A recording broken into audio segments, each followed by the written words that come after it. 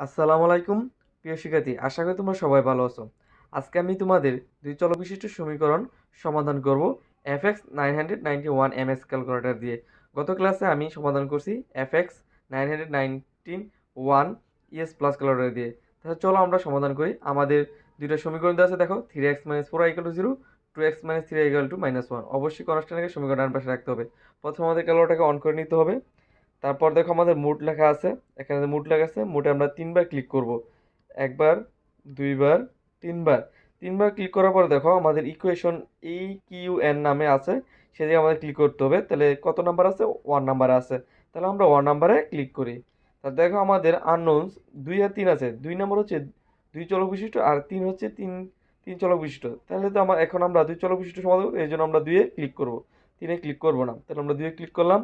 তাহলে দেখো আমাদের এ ওয়ান হচ্ছে 1 নম্বর সমীকরণের এক্স এর সহগ। তাহলে এক্স এর সহগ কত? 3। তাহলে 3 তে আমরা ক্লিক করব, তারপর আমাদের সমান চিহ্ন ক্লিক করব।